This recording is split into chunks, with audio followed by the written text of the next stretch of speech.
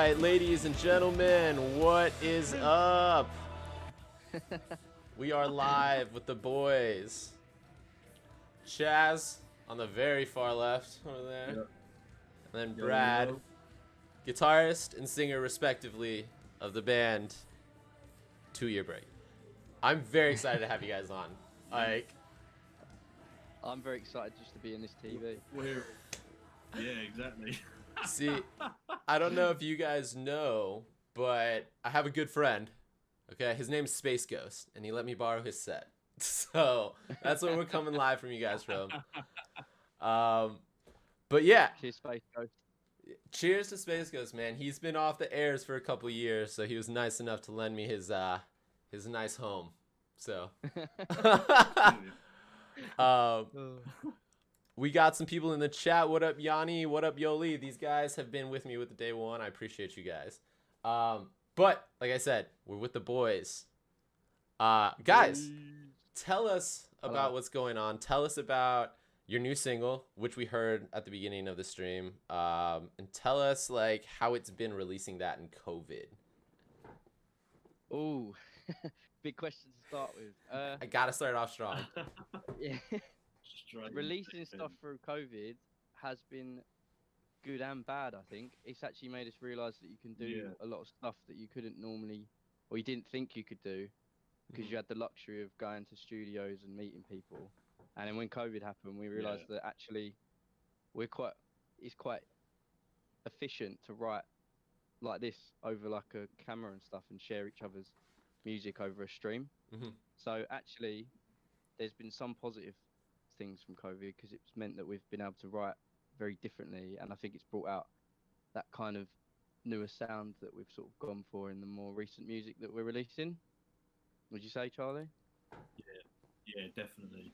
No, like Brad said, it's been good because I actually don't think I'd go back too much in terms of writing songs in studios and stuff. I actually really enjoy writing in the box, sharing streams because it gives you more time to get it wrong and explore with different things. I've really enjoyed writing in lockdown, to be honest with you.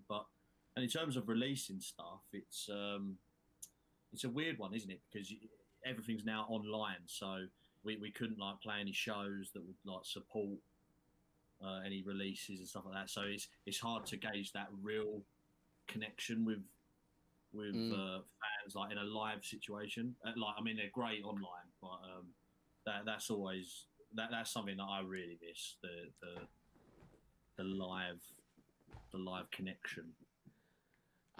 Yeah. I totally understand that, honestly. So What we do it for. yeah, dude, honestly, like for me, like playing on Yeah. stage, the difference between like playing an acoustic or like you guys got some love in the chat, T Hawkins and Ben's pal. Oh, But What's up? oh, yeah, thank you very much, lads. speaking of, Ben is the reason he brought you guys up, and I'm like, oh fuck, I remember those boys, and literally because of him, you guys are the first ones on, and I'm like, so you guys got a little bit of thanks to him too. Yay! But Thank you very much, Ben's Ben. got our back, man. he Appreciate Big love. he does. But like you were saying, man, like recording for me is harder than performing live because like I don't know about you guys, but I'm never 100% like perfect on stage just because I'm running around. You guys have seen me live. I'm running around losing my shit. Who is? And like it's Yeah. because of like Yeah. that connection that I have so much love for the industry. It's like because like when we played at like the Blackheart in London, you guys were giving me fucking energy. You guys were losing your shit, and I loved it, man. Like so, I totally understand It's one that of the there's best that. shows we've ever been to. Yeah, Aw, that was fucking thank on a you, Tuesday boys. night No, in it London. seriously was, wasn't it? Yeah. We did That not was think a before ton of we people were would come. properly like a band. We were just starting. So yeah, you guys Yeah. tell me about how you guys started because last I checked with you guys, you were a fledgling band. You were asking us for advice. You were talk to me Yeah. about it. Talk to me about the growth from when I first met you guys to where we are today. The growth kind of, I guess originally the band was always a thing before I was in it, and then I joined, and I think we sort of, I don't really know how it happened, but we just decided that we wanted to take it really serious. Take it Obviously, seriously. we wanted Yeah. to enjoy it, but we wanted to take it seriously as well and try and actually push ourselves to get our music out there and actually get heard. Yeah. And that's probably why you heard us ask you loads of questions, because we were in the moment of like recording. I think we'd just recorded our song, or we'd sent a demo and we were gonna go record it, I think. And that was That's Change right, My yeah. Mind, which was our first ever song. And I think we were just really excited to meet a band from America that were doing what we want to be doing. Yeah. So we just wanted to literally Yeah. find out everything we could. I think we actually spoke to you guys more than the other people there. I think we basically just like, at one point I was I mean, like, you- are we me and talking you were too much? speaking. Yeah. Yeah. So I mean, okay, so for me, I don't know about the other guys. I can't speak on behalf of the other guys, but I love talking to younger bands like you guys. Like, I enjoy answering questions because I remember when I was like, not to say I'm much older than you guys, but I remember in the time before like I was a like quote unquote a professional musician. And I would go to like shows like Cartel. I would go to like even bands that people don't know, like The Graduate or Monty R.I. I would go to their shows and I'd just be like waiting to talk to them. And I remember some of the guys were like, you know, they didn't give me good advice, or they kind of just blew me off or just signed whatever and walked away. And I kind of hated that interaction. So like for me, I love talking to bands. I love like interacting and like giving as much advice I can. Then again, it's also coming from a bassist, so I can't give myself too much credit.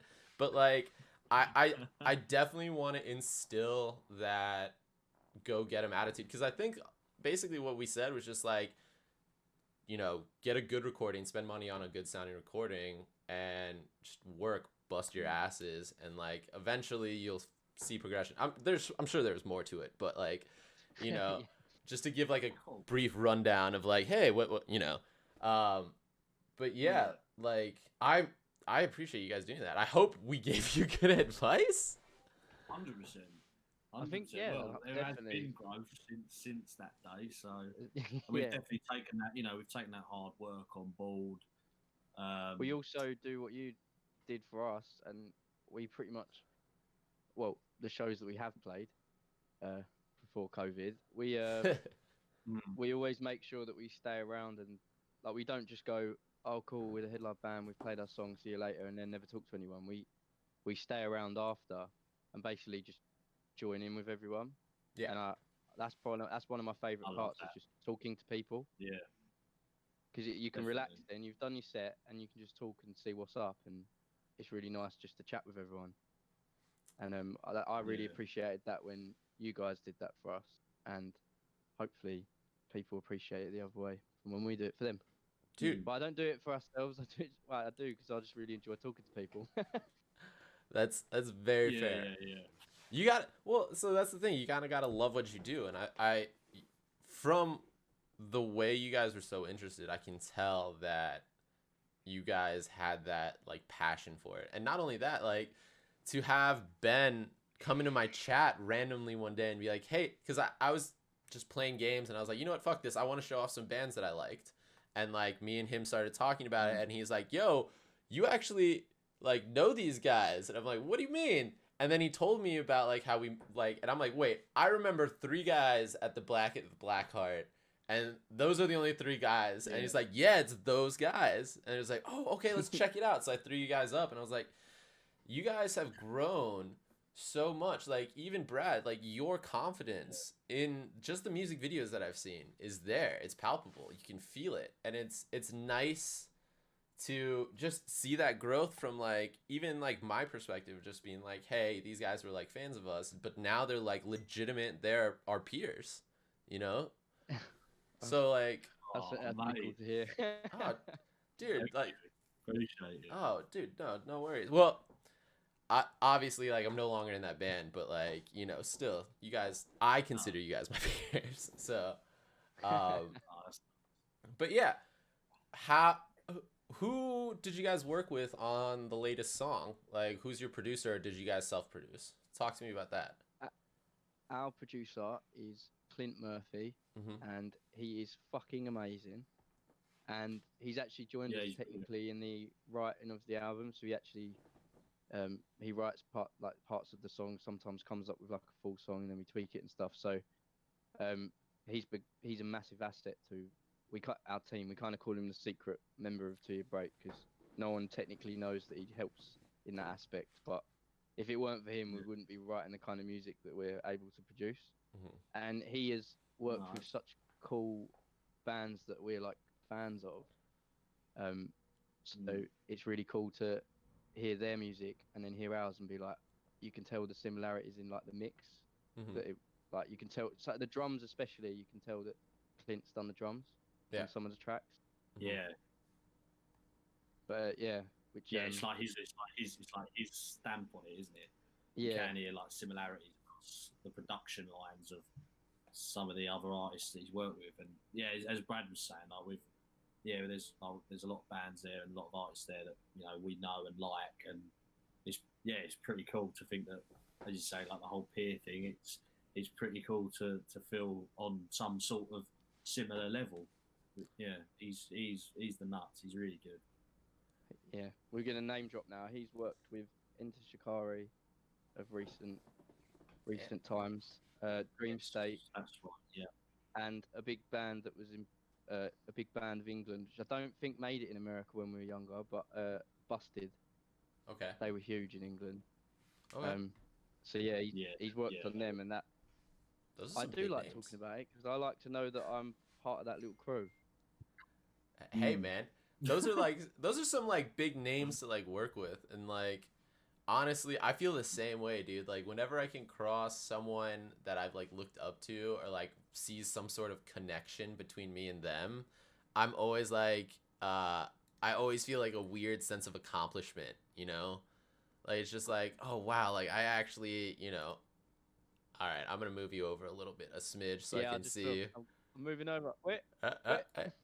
Hey, hold up. Let me. Sorry, 2 I'll seconds. stop moving. No, you're good. You're good. I just, Because he was gonna I move. want you looking at me and not Chaz, man. I need that pretty face beauty of yours Yeah. looking at me. There we go. There we go. I got it fixed. I got it Yeah, I'll sit fixed. like this. No, Chaz, you're great. I just like he just kept looking to the other side. I'm like, let me just flip this so it looks a little more like. Yeah, I was like, I kept trying to turn around. It's all but there you good. go, I No, can it's all see. good. We talked about it before the stream. That's great. I love it. Okay. Okay. Tell us more, AJ. Tell us more. No. I was just. I'm dying.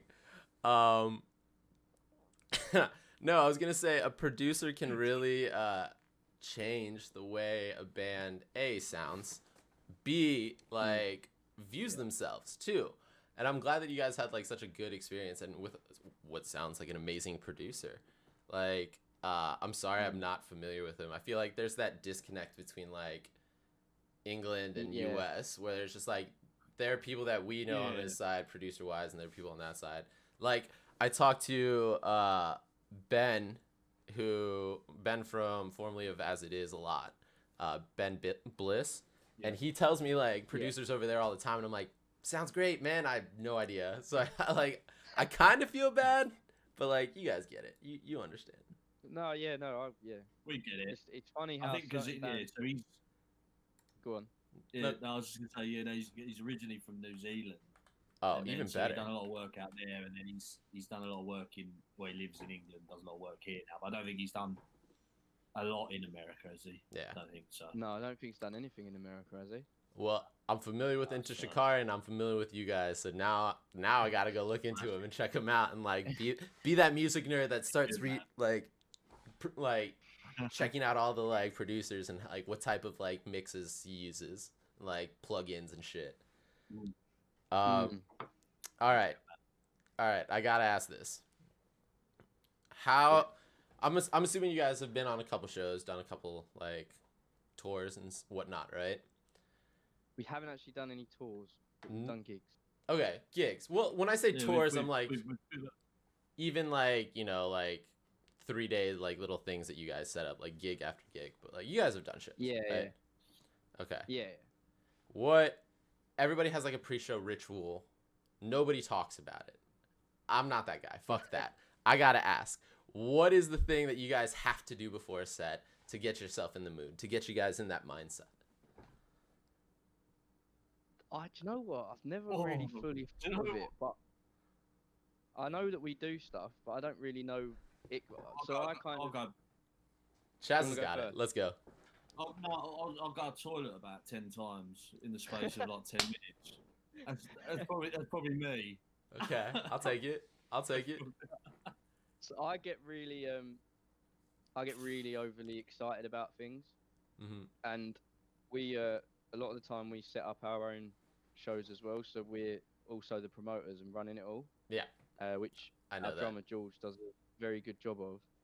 But I will be stressing out, but I'm also like excitement anxiety, and I Mhm. kind of Yeah. can't stop moving. So if you come to a show before it started, you'll see for the part like an hour and a half before we're on or before anything started, I just won't stop moving and running around and walking about and talking to people and then going upstairs and then I'll be back downstairs and then I'll be in the toilet and then I'll be. But I think the thing that calms me down is a little bit of whiskey. I think that's my go-to thing to chill me out, which I do have on stage. I can't sing if I drink beer; it blocks my throat up and I can't sing. So we did a tester once where we did a rehearsal and we tried to work out what drink can Brad sing, like what drink can Brad drink and You sing. got absolutely hammered. There you go. And we put it down to he can drink whiskey, and that's about it. Anything else, and he just sounds like garbage. That's honestly amazing. So my old band, everybody, we would always do like a whiskey shot before the set. So I totally get that. I with my new band though, like with Makeout, I've only done 2 shows with them because unfortunately Mhm. I was, we had that time Yeah. off and then we came back and then COVID. So I got 2 shows with my new band with Makeout, but Kyle, it's like his first time. He did like it was his first time in like that kind of like punk setting. He's done American Idol before. He's done like he opened for Britney Spears in Vegas by doing like punk What? covers of like pop songs. So like NSYNC and shit, he would like do covers of, That's and then great. they took him out to like see on Carnival cruises and shit to do that. So like he has that experience like performing on like in front of people, but he's never like done it in like a club like we do or like in like a punk venue with like kids like that. Yeah.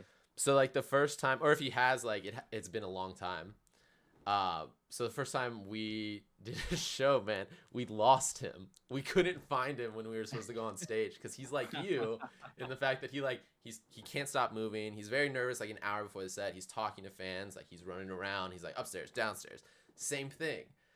But like we legit were supposed to go on stage, and like me, Scott, and Tyler were like ready to go, in ears, everything, ready to walk on stage, side stage, and we're like, fuck, where's our singer? So I totally get that like mentality of like, oh, I can't sit still kind of thing. Yeah, I find it really hard, but I don't hate it. I Mm. enjoy it, but I can't Yeah. sit still. I think just before we go on as well, we don't have any like hands in or ritual or anything like that, but we just kind of say. I think we say like, I think we say we're good. It's fine. We're good. As in like, because I think we worry that we're. I'm pretty sure me and you, Charlie, have been like, no, we're good. This is all right. We're Oh, good. yeah. We're gonna be fine because we're good. It's all right. Trying to tell yourself that You're just the trying to like music's good enough. give yourself that Rocky pump up. Yeah, Um, it's quite interesting that we don't know It's like been so long, I can't remember. so many secret like rituals that people have. That's a really good question. yeah, like I now want to It's know. like I now want to lots know of every stuff. single band that I look up to. I want to know what they do before a show. well, I was kind of, you guys were my first, obviously this is the first in the long Yeah. line of like me interviewing, under like lesser known bands that I think deserve like, more attention and more time. So I chose you guys mainly because, like I said, your passion, but like your goofiness. But when I was deciding like what questions to ask, I gotta be like, okay, they can't just be like these lame like, so what's the song about? Like, you know, what's your favorite song on the album? Like, I've been interviewed hundreds of times and I'm like, fuck that. We got to figure out better like questions. And I was like, I started once I left my old band, I had like a little in between time where I didn't know what to do. So I got an offer to become a drum and guitar tech for the We the Kings guys. I'm wearing their thing. Okay. And one of the things that I thought was like the coolest, funniest thing that they always did was they had this chant, and it consisted of like all the like memorable pump up like sports like scenes that you see in the movies and shit from like Semi-Pro and like Hoosiers and shit, and they just like took bits of each one and made it this like weird fucking chant, and they like do it every time before a show. And it doesn't matter if you're like on their crew. Like when on that last Warped Tour that we did, our bus broke down and like everyone had to find places to stay, and I was hanging out with like the merch guy, and I was really good friends with their TM from like before he was even their TM. Me and him opened a recording studio together. So I was like, hey, I know it's a long shot. Can I stay on their bus? Everyone else is staying on bandwagons and like shitty like places to stay. Can I get on like the nicest bus? And like I hit up them and I'm like, yo, I know the chances are like 0%, but could you ask? And they're like, yeah, let's do it. So like, because they had a junk bunk, a bunk where nobody was sleeping. So I managed to ride with them for like 4 days on Warped Tour. And like, I wasn't even a part of their crew. And they were like waking me up and like, AJ, we're on at 10. You're with us today. And like, I was like, what do you mean? And like, you know, their TM poured drinks and like made like alcoholic beverages before they left and like handed them out as they were walking out the door. And like, they're like, AJ, you get one. And I'm like, what? Like, it's 10:30 and you're giving me vodka Monster? What's going on right now? So like, it's like that. And then they like go and like a fucking drove backstage. They all like pile in. If you're like just hanging with them or like a girlfriend or like a friend, like I think Cassidy Pope was there that day. So they're like, yo, Cassidy, get over here. And they just put their hands in the middle and do this fucking ridiculous chant that like it ends with what is it? Oh, it ends with the most stupid ending ever. Let's get tropical. That's how it ends. It ends with let's get tropical, and you see like a group of like grown men just yell, let's get tropical on the side of the stage. And I'm like, yo, I gotta know everyone's thing now. Like I have to know every single person's like pre-show whatever it is. So I feel like we're gonna have to make something more goofy. That sounds absolutely bonkers. I love it. Yeah, I think maybe we should make a chant. Maybe we like steal the Wildcats intro from High School Musical? Oh, even better, man. You guys just all need to get into a row and just start singing. It's we're all in this together, and just do the whole dance like side stage. You guys will go like, and then grab your guitars and walk straight on stage and rip it. I feel like it needs to end with the ma. Yeah. You know what? I think that would be amazing. I think that would actually put me in a really good mood. Right? Yeah, it would, wouldn't it? I feel like that's the whole point of it. Yeah. Oh, we have to do it once. You're gonna have to learn the dance. Write that down, Brad. Write that down and put that on the agenda for the next band meeting. Oh man. So next time I'm in England and I come see you guys perform, you guys better be doing that. I'm gonna walk up and be like, excuse me. I feel like the curtain will fall down halfway through the routine. Even better. All right. Shittiest venue story.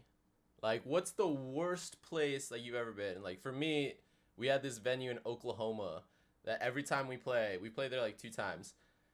The bathrooms are so fucked. They have no doors, nothing. And if you ever need to take a shit, you literally have to walk 2 miles to a Del Taco Bell. And it's not a Del Taco or a Taco Bell, but you have to like walk 2 miles just to get like a clean place to poop. So that is my worst venue story. Come on, you guys got to give me something. Charlie, you got anything? I'm gonna ask you. I have one from like, but not it weren't in this band. It was working for another. Yeah, go. Well, it In- weren't a boys, so the Boomtown Festival, which is a festival in England. Mhm. First of all, they didn't tell the band. So I do like the filming and taking photos for other bands. Yeah. And we got off the tour bus and we got our wristbands and everything, but they didn't really tell us where we had to go. And there's 9 people in this band because they're a ska band with like trumpets and saxophones and 2 lead singers and everything. Yeah. And we had As to ska carry bands all do. this stuff through the festival where everyone was. And this festival is muddy. There's hay everywhere. It's raining, and we had to walk about a mile through the whole of the festival to find this little tent place.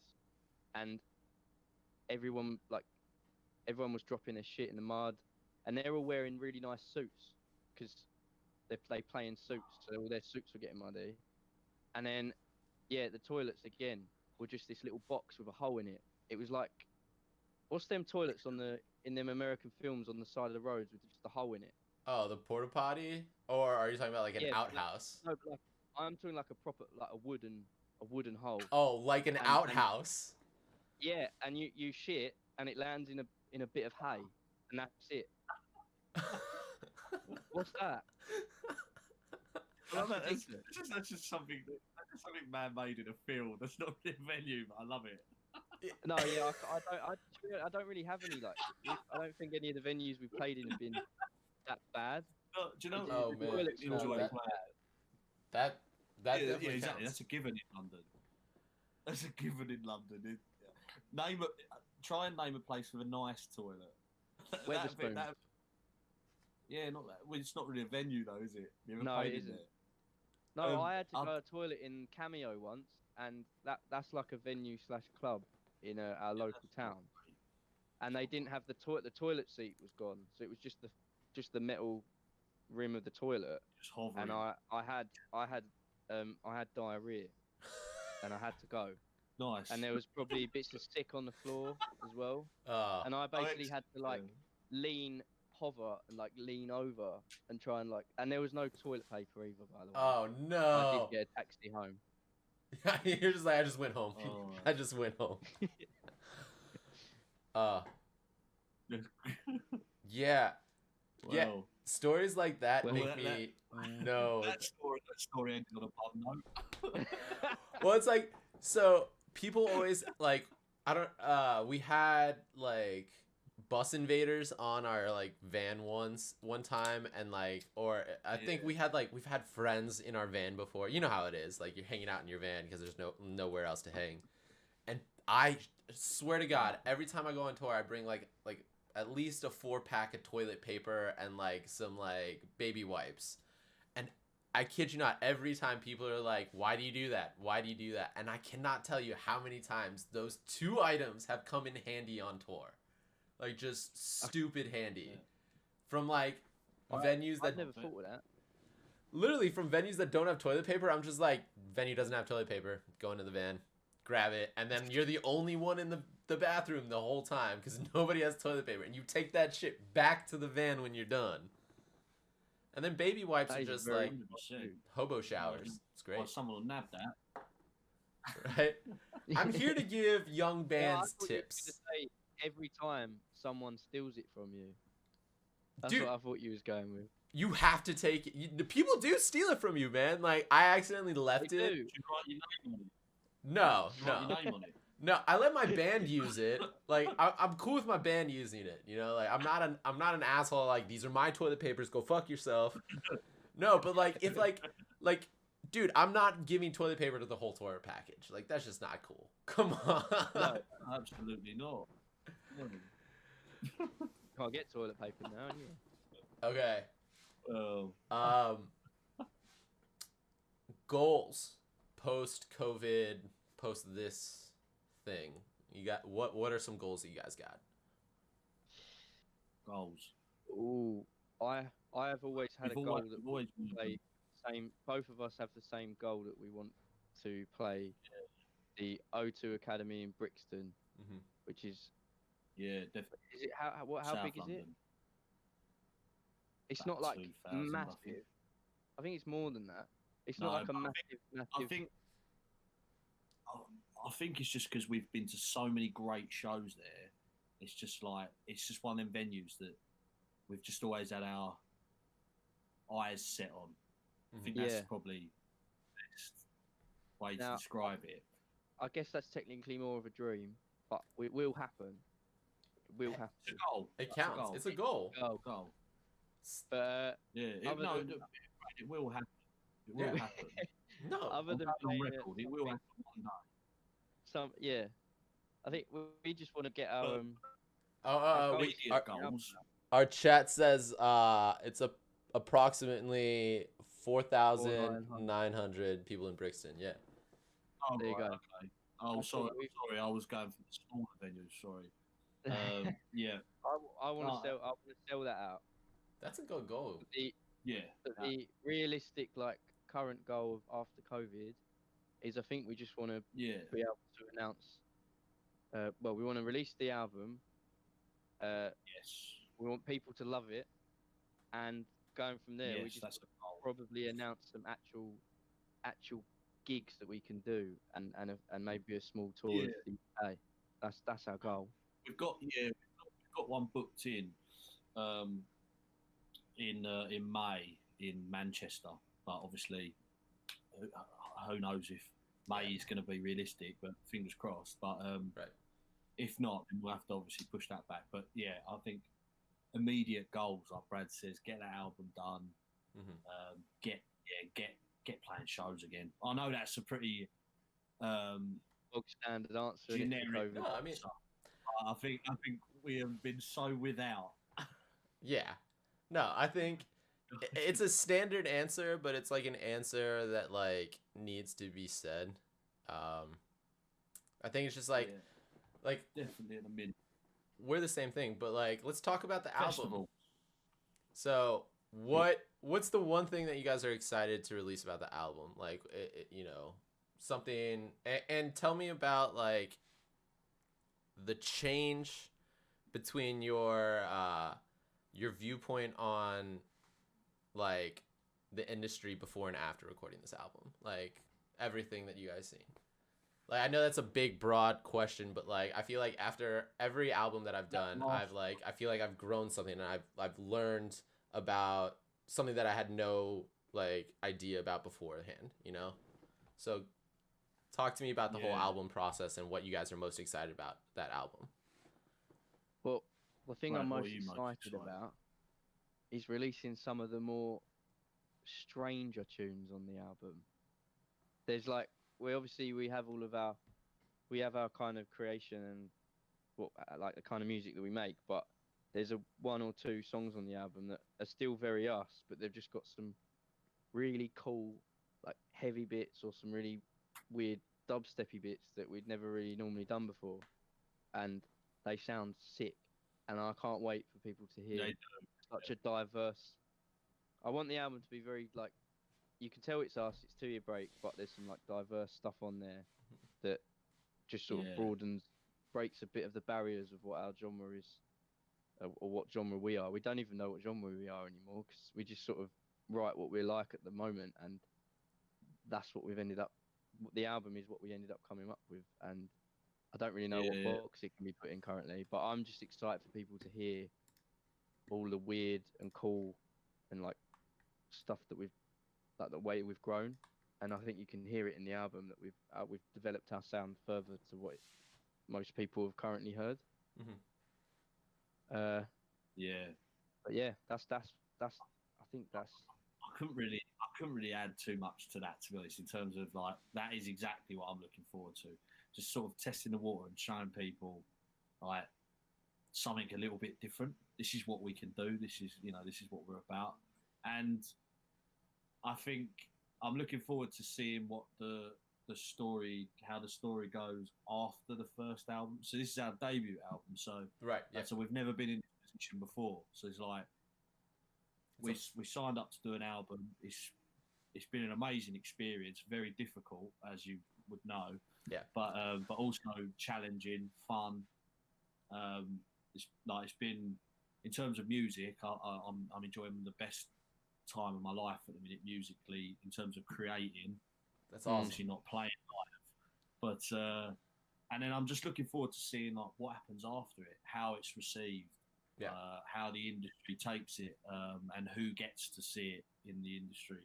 Because obviously we're relatively unknown still, so it's who knows, but I'm hoping it'll be like a stepping stone for us, and then eventually there'll be another album on the horizon after that. Just looking forward to seeing how everything pans out, really. Man, I'm excited for you guys. I now from interviewing you guys, like I haven't heard any of the new album. I need to start like throwing my weight around and be like, so you guys gonna give me the album to hear and I can like talk about it, right? And just like, whittle my way in like that. But I'm honestly, guys, I'm really excited. Like I said, when Ben told me like how, told me about you guys and how big you are and the connection, I was like, I gotta go listen. And I went through like pretty much everything you guys had on YouTube and all I could find on iTunes, and like you guys have grown, man. Like I like it. I'm really a fan. Like obviously I wouldn't have you guys on if I wasn't. So I'm kind of stoked because like you guys are saying dubstep and like, yo, the next Makeout song is kind of like very like poppy, like electronica-y, kind of like hints and flares to it. So like I'm nervous about releasing it, but like to hear you guys doing that shit, like it makes me like pumped. It makes me excited that there are like others that are like, yo, let's do that too. Like let's get that, like let's change up the way people view our genre. Let's not make it be so guitar drum heavy. Like we're different. We can change it up. And like I love the fact that you guys kind of have not the same mentality, but you guys are like, fuck it, we're not going to be the same. And to me, that's punk rock as shit, is like being like, fuck it, I'm going to do what I want, how I want, in the way that I want. Yeah. So I'm stoked that's on that. That's the most exciting part. That's the most exciting There's even part.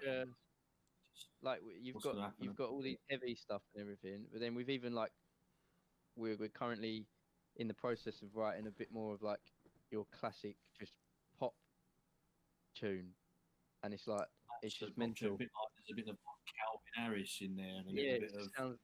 But it still sounds like us, and that's what I like about it. It doesn't sound like we're trying to be some chart music sort of. We're just doing whatever sounds cool. But it's cool to hear. I've been enjoying seeing a lot of the bands around from where we are and what we hear on the radio, or well, certain radios, like changing it up, like not just pushing the boundaries. Yeah, like it's literally that's it. Breaking the barriers. At the end of the day, if you're just gonna make the same stuff over and over again, music's not going to evolve. And music has been evolving for so long. And some people don't like change. Some people do. I haven't always been an advocate for change, but I think probably doing this album and a couple of the tracks before, I think I've definitely become more open-minded and stuff like that. So I'm hoping that more of these bands pushing the boundaries of what traditionally is known as pop music or punk music or rock music or anything like that. It will start to change the way the consumer takes music as well. I'm so excited by loads of new artists bringing out new songs that are just a bit like, fuck it, let's do something like that. Let's do this. Let's throw some trap beats in there. Let's do some dubstep.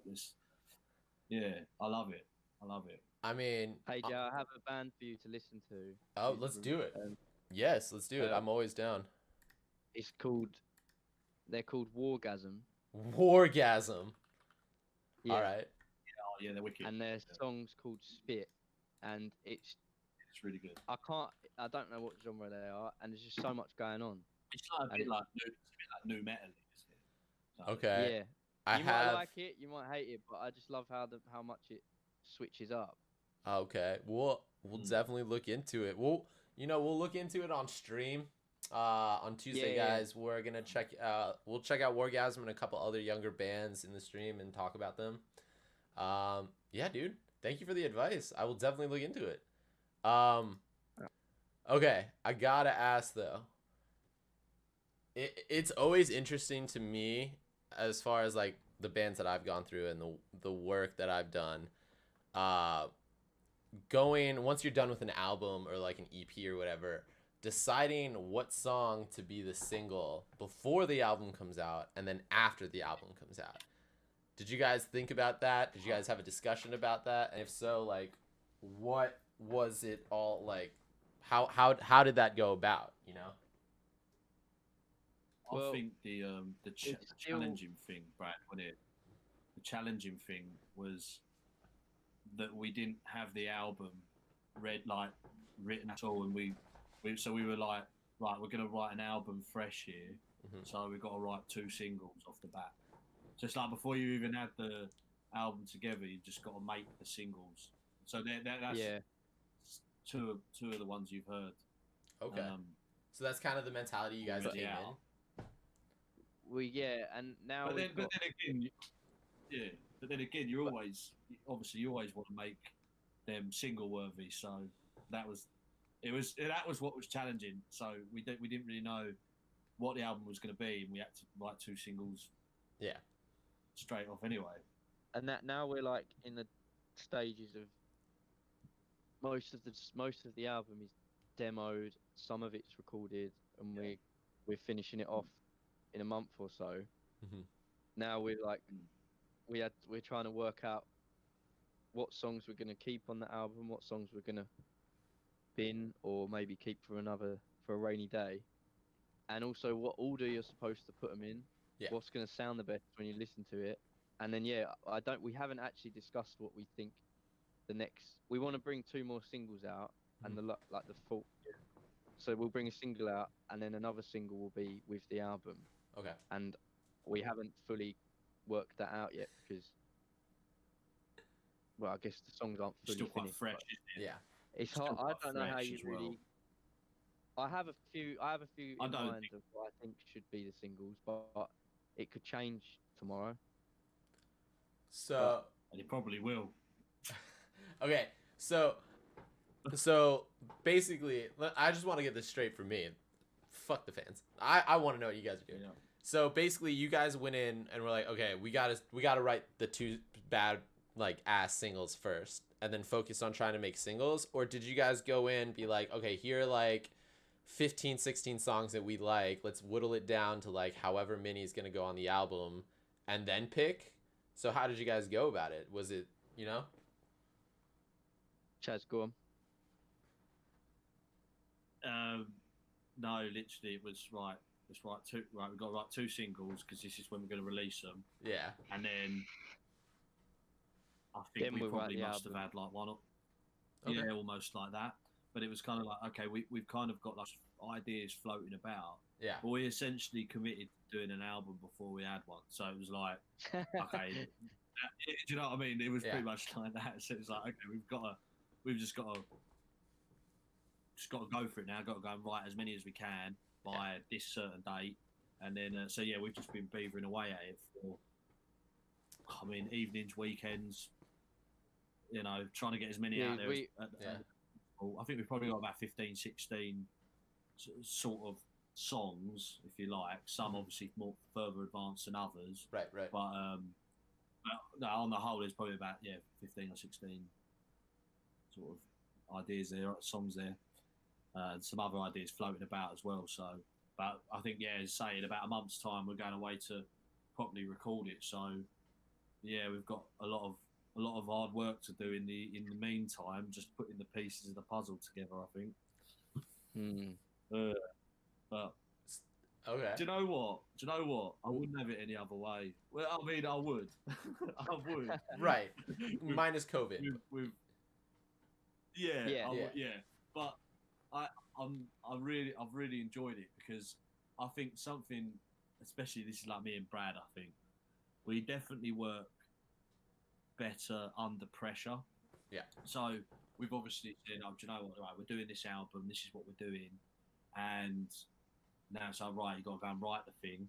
And we've given ourselves, probably like 4 months, 5 months, maybe a little bit longer than that, to actually go and do that. So it's like we're on full-time jobs as well. So it's like that's what makes it Stressful. more challenging. If you like. Yeah. So Yeah. I And can imagine there's been a lot of heated discussions. Oh yeah, me and and Charlie whatnot. have had a few arguments.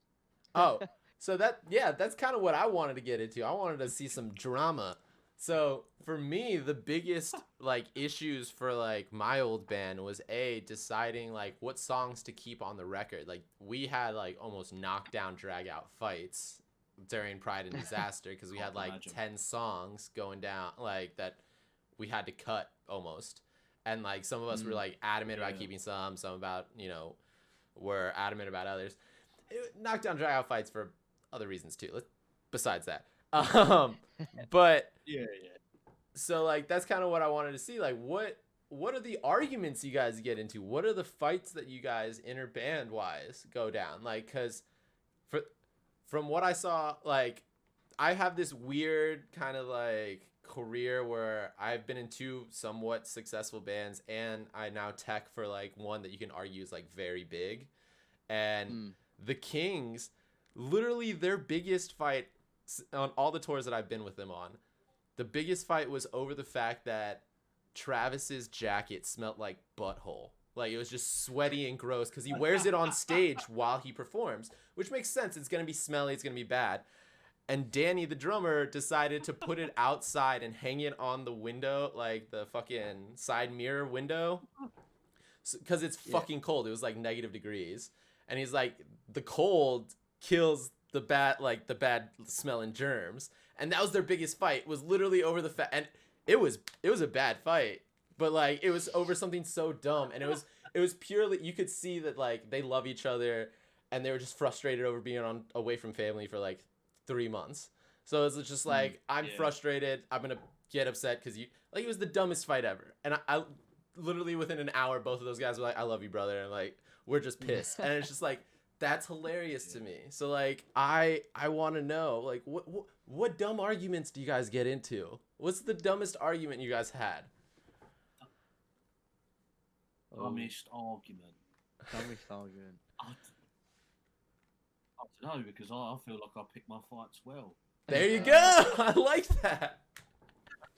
We to be honest, we're actually quite an argument-free band. Oh, I love to hear until it that. comes down to Until it comes to you. until it comes to certain things about songwriting. And Okay. it's never because It's we're creative difference. Yeah. It's never because we're like, you did this or I did this. It's more like straight up. I mean, I've said this a few times in another interview, and I think I've said it to someone else before. I've slated sometimes some of Charlie's songs, Yeah. and not because I'm trying to be mean, but there's no like beating around the bush. I just go sometimes like I've said before. Yeah, that song's kind of an album filler, Charlie. I'm not digging it, or like I've kind of just been cutthroat about it. Which at first we probably had a few arguments where he'd combat saying, well, I disagree, this is what it is, and then I'd say, no, I disagree. But I don't think we've ever like had full on like any silly arguments over something. There probably has been, but I can't remember. But our probably main have, arguments because are over songwriting sometimes. my but- bad songwriting. yeah, your songwriting. Sometimes you come out with shit, You know what? and I don't want to sing that. I've seen so many, like, I went from one band where like that literally the like songwriting argument thing was like a big issue to a point where like people had to be separated in rooms, to now in Makeout like I'm gonna be real, man. I used to be nervous as a bassist suggesting lyrics or anything that was outside of being a bassist, but like I ran a understand that. yeah, like I ran a recording studio, so like I understand how Yeah. to like like compose a song and stuff. So like most of the time I would just kind of be like, hey, maybe we should change like the chorus to here, add a couple seconds to this, and shorten this kind of thing, and like just bass. So I've been in like that situation where Yeah. like I was like, I don't know if I should say anything kind of thing, to now in Makeout where like, dude, I am loud as shit. I'm like, yo, fuck that line. What about this line and shit? And the guys are literally like, it's super nice and refreshing in the fact that they let me run with whatever idea I have. Like anybody who has an idea, we all run with it. But we kind of get to that point where we run with whatever idea, and then once it doesn't sound good or doesn't like work, we kind of all are like, okay, that doesn't feel right, guys. Like let's take it back. Let's go. Let's try this direction, kind of thing. So it's always kind of interesting to me to like not only ask like how bands argue, but like also see like what their song, like how they go about writing a song. So like I guess that's gonna be my next question to you guys. Like, how do you start off by writing a song? Do you go melody, music first? Do you go lyrics first? Is one of you in charge of one thing and then splits off? Like, how do you guys go about writing a song? We kind of come up with our own little ideas outside of each other, and then present them basically to each other. But Charlie normally gets further than I do, because he's able to. I have loads of ideas, but I can't like put them all together and create a full song out of it. I sort of come up with these sort of melodies, and then say, Charlie, I've got this sick melody. What do you think? And then he goes, that's the bollocks, mate. And then he'll start adding verses to it and developing it. And I guess we also do a bit like what you said. We if we're in the studio together or we're writing lyrics together or anything, we don't just go. Obviously, there's sometimes when it's like, no, that just really doesn't work. But if someone has an idea, we sort of, well, let's try it, and then we'll hear it out loud, and then that's when we go, yeah, like you said, no, it's not really working. Let's try something else, or let's go back to what we originally had. Yeah. Songs when I'm writing songs, they usually start in my head. I rarely do I ever pick up a guitar and write a song, or just open the laptop and just do it like randomly. Something will be in my head. I've been listening to like the Deep Sleep playlist on Spotify now. Actually, that is actually so inspirational, because you hear all these mad euphoric sounds and you start doing like some synthy melodies over the top of them in your head. Yeah. And then you quickly, heart a load of the songs, you record that melody on your phone, then you actually go to sleep. So it takes me a while. And then the next day you go down to the laptop, lay it down on synth, and you're like, that's the nuts, that is. I'm so glad this happened. Yeah, a lot of the inspiration's been coming from the Deep Sleep playlist on Spotify. Honestly, you gotta get in on that, mate. I'm gonna look into that now, because that honestly, that whole process sounds amazing. It sounds frustrating as shit for like someone who's like tired and wants to get rest. So like I can only imagine if you're like, yo, long day at work today. Fuck. Wait a minute. Holy. Wait a minute. There you go. Yes, it is disruptive, I'll be honest. But once you get past that, subconsciously, if you fall asleep with a playlist on, probably you'll subconsciously sending melodies in your head. Yeah. I mean, maybe Charlie, or do you not fall asleep? Maybe I'm down. Well, I don't sleep much, but maybe I'm downloading these things into my mind through the playlist. Honestly, that would be my starting point these days. Just listen to that playlist. Even when I'm working away, I just listen to it. Or so it's not just at night. But yeah, it's great. Really good. Really good. I like it, guys. All right. Last question. And then we can get some Call of Duty in, maybe get a game or two in. Honestly, I just enjoyed talking to you guys. It's already been an hour and it feels like it hasn't. So it's been fun catching up with y'all. So, last question. And this is going to be the most stereotypical thing, but I'm going to add my own little switch up at the end. Okay. Dream tour to be a part of, but who is it sponsored by and catered by? That's my question. So you gotta include the bands, the sponsors, and who you want to cater every day. Hawkins was like, on this, Brad. I mean, I know on this one, or do you want your own? I mean, I already know who I want to cater for me. I want to know. I already know who I want sponsoring the thing. Okay, there you Oh, go. who do you want sponsoring? I'd like Brewdog to sponsor it. Yeah, think? sick. That's it. Yeah. Wait, Yeah. Brewdog? Brewdog is a beer company. Okay. Yeah, they're a. Yeah, it's they're a a Scottish beer. It's They Yeah. do like an AGM every year, obviously before COVID, and you go up to Aberdeen, and they've got they play like all the Scottish bands play on like it's like they call it the AGM like the Okay. but they basically do like an hour presentation, then you go off, sample a load of beers, and then they put loads of bands on. It's brilliant, and I think they'd be a great sponsor, and I think they'd throw a wicked party at the end of it. So that's what I think. get Brewdog sponsorship. Scottish craft beer. Punk IPA, Hazy Jane, Elvis you go. Juice. That's a good. they're It's great, banging. man. Have you never had it? Never had it, but I like the fact that the I think first thing that comes up is Punk IPA. So Yeah. Saying. sounds like a So good Yeah, they're good. replacement. Good Vans Warped Tour replacement, right? The Brewdog. here- I can't believe we haven't even thought about the music yet. We're just like, right, let's get the beer I've got companies food, involved. I've got food. But see, that's the exact reason why I asked that like little switch, because you notice that musicians are like, fuck, I don't want to talk about musicians. Sponsors though, brew, give me the alcohol. Like I'll even allow like people to like add like 3 or 4 sponsors, like the like Brewdog, Nike, Adidas tour. You know, like Actually, yeah, chuck Nike on there because we'll get a couple of pairs of trainers or something. yeah, I've maybe all right. maybe chuck chuck Vans in there as well. I always need to do fresh pair of Vans. there you go. Food So or something So I have a logical thought process about food. Now okay. I was thinking Domino's, but that would give me a bad tummy if it went on too long. Yeah. Now I Yeah, we've think got to play live shows here. yeah, exactly. So this is why I'm saying. Right? Yeah, it's got to be like a minimum like 2-month tour. You got to think you're eating this thing back to back before or after sets. So Can I have? Yeah. Okay, well, I'm gonna have 2 foods. I'm gonna have 2 caterers if that's all right. that's fine.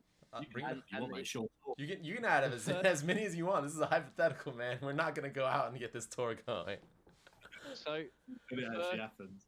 the first caterer, which would mainly be It just goes Or viral, either and this breakfast actually for happens. dinner, would be McDonald's, and I'll tell you why. Because they're never shit, but they're never really good. They're always they're just all right, and they never give me an upset tummy. Yeah. They're like a 7 out of 10. Okay. So like, whereas like Domino's is like really good, but sometimes really shit. Yeah. Whereas McDonald's is always just, yeah, that was alright. Okay. And I feel like they'd always I'm with you on every day on tour, you just always get at least a decent McDonald's meal. Whereas you might order from Domino's and they send you a shit pizza. Whereas McDonald's will always pull through with like mediocre food, which is good, but Mhm. not great, but not shit. Okay. And I then have maybe to. Marks and Spencer's. I was just gonna say I have to put an asterisk right there, because English McDonald's, like British McDonald's, like European McDonald's in general, anything over the pond is so much better than American McDonald's. American McDonald's What? is trash, dude. Wait, no. Wait, really? Yeah, like I've so- always heard Brad, that no. America's McDonald's is better. no way. Theirs is bigger. This is bigger. Ours right? is bigger. Yeah, 100%. Chaz is right on that. Ours is Yeah. bigger. Like you get like a fucking tub of Coke when you get here. But having been to England, having been to like Portugal, because my grandma is from Portugal, my mom's from Portugal. I'm technically a Portuguese citizen too, as well as an American citizen. So Cool. y'all's food, even your Pizza Hut is better than the Pizza Hut in the US. Like I think it's just because you guys use fresh foods, like fresh vegetables and stuff. Like it just seems it tastes better. Like I don't know. The Coke over here, much better. Don't get me wrong about that. We got better Coke. Yeah. Everything's bigger over here. But like, cause like if you ask like American, like if we toured, like if we sponsored a tour with McDonald's, Oh. every single one of them would be like, fuck out of here. No sir. Give us Taco Bell or something. That's why I'm like, For my American viewers, this is an asterisk. Their food is fresher and better than ours. All right. But okay, what's the second one? Lay it on me. All right. So it depends where the tour is then. So if it's in anywhere other than the US, we'll go McDonald's. But if it's in the US, we'll go Taco Bell. We'll take your Good choice. recommendation. There you go. Cool. Well, no, the other one was Marks and Spencers because they do fucking great food. They're like Marks a, and Spencers. So they're like a Tesco's or a Sainsbury's. But, wait, no, they're like a Walmart. Like they're There you go. they're like your average shop, like your average food shop. But Yeah. they make the best. They're the best, I think, but they're the most expensive. But I feel like you have the McDonald's in the evening for breakfast, and then Mhm. they give you a nice lunch palette of just really good lunch. Do you know what I mean? Charlie, Yeah. come on, you must. To be fair, no, actually, do you know what? To be fair, that would there's so much more choice. Exactly. And we would just be living on junk. No, so you'd have junk when you 3, wanted 4 it, but weeks. you've also Yeah. got like some fresh food when you need Quality it. of some sandwiches. What Yeah. about Subway? That's what Tom It- Wilkins has said. Yeah, I was gonna say. You're on the chat too. I love that. Way to go. It's because No, well, we're watching we it can through see your your- stream. watching your stream, wouldn't we? How middle That's really class are you? A interesting. tour catered by It's M&M's. actually quite good. It's quite good actually. We can see it. But yeah, Brad, you're middle class. apparently. Yeah, well, I'm not actually middle class. I don't actually shop at I don't shop at Marks and No, Spencer's. can't afford it. Their afford it. their adverts used to be. It's not just any food. This is M&S food, and that just Yeah, like they there. used to sex it up. They proper sex them adverts Yeah. up. Wait. Okay. Yeah, So- they make like a pie seem really desirable, if you know what I mean. Oh no, I get it. There's a commercial from my childhood that when I used to like spend summers in Portugal that like to this day is seared into my skull. It was the first time I'd ever seen like a naked boob, and it was on TV, and it was I Oh. shit you not, it was like a girl taking a shower or whatever, and I was like, okay, it would make sense that this is a shower commercial, and it was not.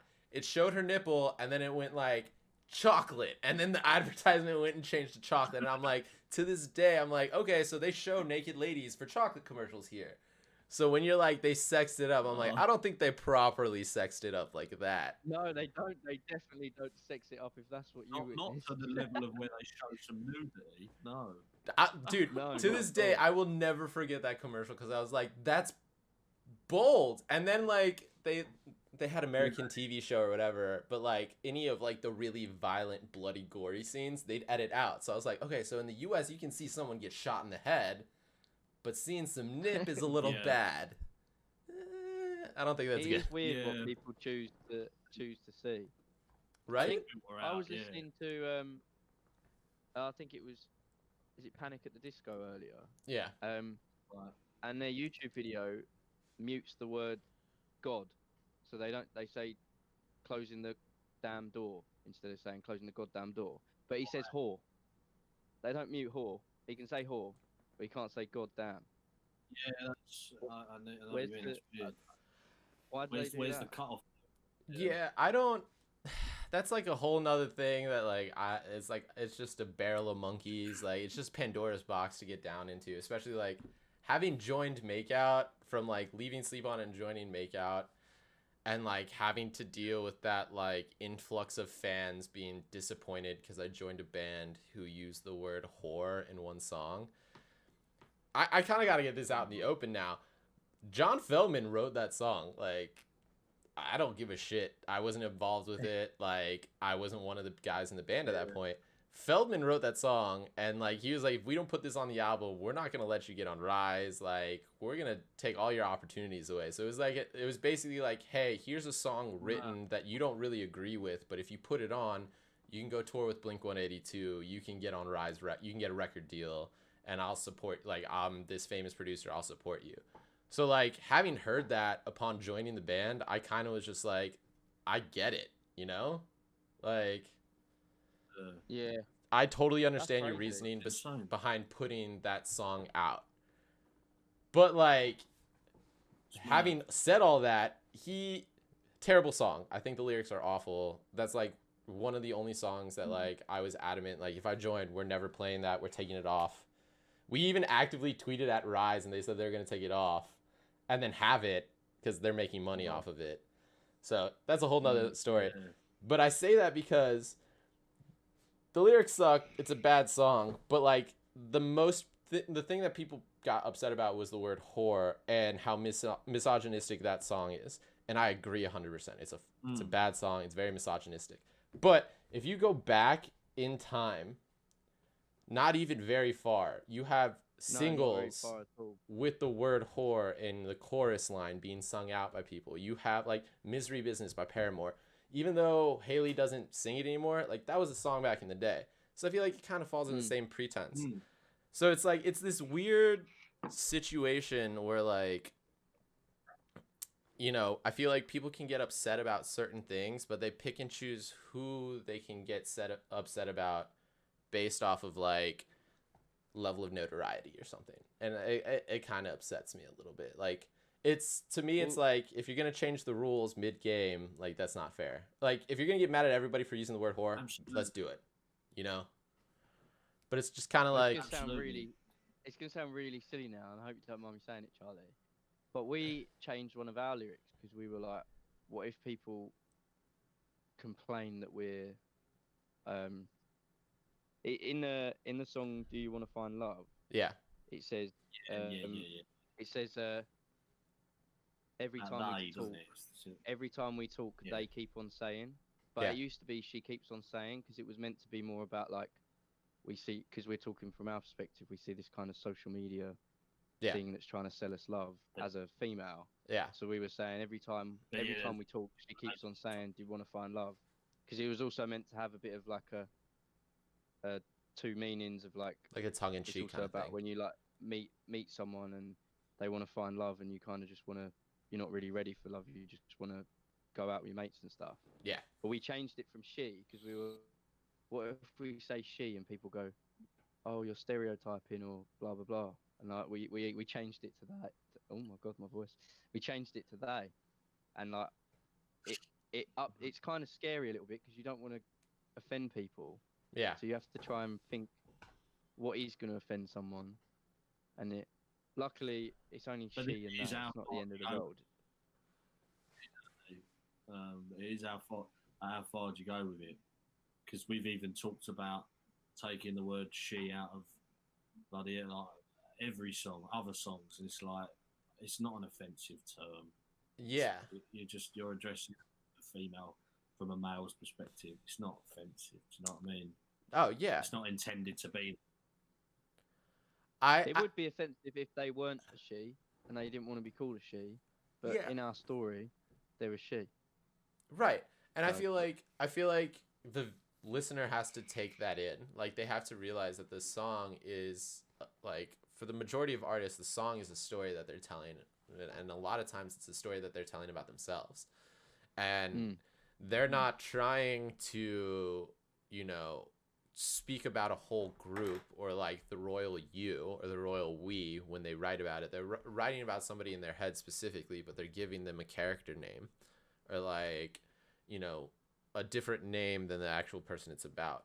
And I feel like listeners need to understand and give artists a little bit of leeway, maybe, I don't know, but understand that, like, you know, if you know an artist, if you know that they're like good humans, they're like positively helping people, like giving back to charity, like you've met them, you've hung out with them, like stuff like that. If they write an angry song, I feel like artists need to be given a little bit of leeway to understand that it's just like they're trying to get out their anger, their frustration, their emotions in a positive way that they can share with the world. It's not supposed to be a negative directed at them. Having said that, I think that we as artists also have to toe that line where it's like, we shouldn't be saying these horrible, negative, misogynistic things. We need to keep it proper and be real, right humans and show the world that we are role models. Like, we know how to behave ourselves.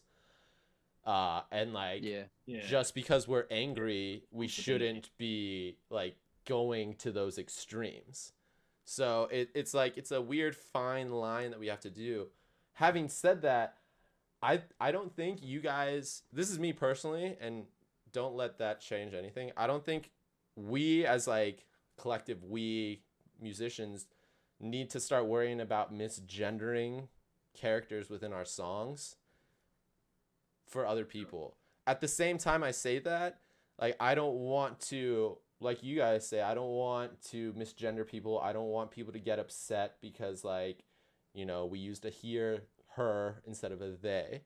Like I don't want them to do that, and I want them to feel included in the songs as well. It's just sometimes, you know, us as musicians, we just are writing based off of our experience. So, I mean, you put it pretty Yeah. well there.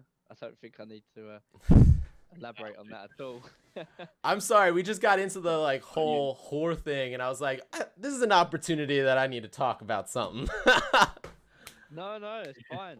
Mate, up with, yeah, bang on, to be honest. I mean, do you still want to know what bands we'd have on tour? Or- Yeah, we totally. I love how we totally just like fucked that. Honestly, I don't care if you guys say who you want to tour with, because like what I got out of the question is what I wanted. I wanted to know what food you guys wanted and your sponsors. So like I'm good with that. But yeah, let's hear the bands you guys want. Can we bring anyone back to life? Has it got to be like legit, uh a real scenario? let's do one where it's like anybody. Abraham Lincoln and Jimi Hendrix can be one of the guys, and then one where it's like actual bands. Like I'd really like to, Yeah. and I'd happily go on first for 2 minutes if it meant I got to play with like someone like Freddie Mercury.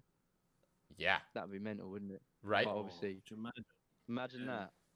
Imagine that. Obviously, you can't 'cause it's not happening. But real life bands, I think if I was, for me personally, it would have to be Enter Shikari and Bring Me the Horizon and probably Don Broco. I love Don Broco. Those guys are awesome. Yeah, Yeah. yeah. They're right. Yeah. Nice guys too. Rob They're is lovely. literally the nicest human being I've ever met. Great guy. Yeah. And he's super tall as well. I stood next to him and I was like, Yeah. I am so small. Dude, that one Warped Tour that we were on with him, like he's just very kind. Like They all of them are. They're so. oh yeah, They're very just down to earth. every single one of them. And the funny thing is like they weren't on the main stage, but like over like outside of the US, Don Broco is like a fucking massive band that sells out arenas and shit. But like in the US on Yep. Warped Tour, they were on one of the like lesser known stages. And you know, I kind of was expecting them cuz like I know how big they are, you know? Like I'm a fan. I was expecting them to like have attitudes and to be like, you know, I'm better than this. Like I've worked so long, so hard. Like why the fuck am I on like one of these tiny stages? Kind of like attitude, you know? And Yeah. nothing. They were not like that whatsoever. They were kind. They came and helped out every day, unload and set up. They did their job. They were the utmost of like wholesome gentlemen. And it was like Yeah. it was so refreshing. Like it's kind of messed up to come in expecting like some negativity in like a situation like that, but like it is what it is. But those guys, so nice, like just the nicest. And like ooh, I was genuinely like I think what was it like I think it was like right after or relatively after my old band went on tour with those guys. I was bummed that I didn't get to go on tour with those guys, man. Like after I'd left, I was like, man, I love Rob. Like I love all those boys. Like, fuck, I should have stayed in a little longer. I should not have just gone and left. I shouldn't have. I'm glad I left, but yeah. Okay. So Don Broco. All right, Chaz. Who are yours? Wait. Enter Shikari and Don Broco, Bring Me and the then Horizon Bring Me the and Horizon. Don Yeah, Broco. yeah. We got yours. To be honest, I'm pretty happy with that selection. We listen to a lot of the same stuff, to be honest. I mean, I'd love to play with Blink-182. Obviously, I mean, growing up, they were like, you know, they were like my favourite bands when I was like 11 years old, and I've listened to like every song they've ever released, and I've never hated any of their songs. I've loved every one. Yeah. I think Blink, and I love like the stuff, like for example the song they did with like Chainsmokers. I really love Chainsmokers as well. Yeah. That'd be quite cool. And like that would be wicked, right? I think maybe those two. I'd probably play with those two if I can't if the others are busy on Brad's tour. Yeah. Then I'll tour with them instead. All right. All right. I like that. I like that.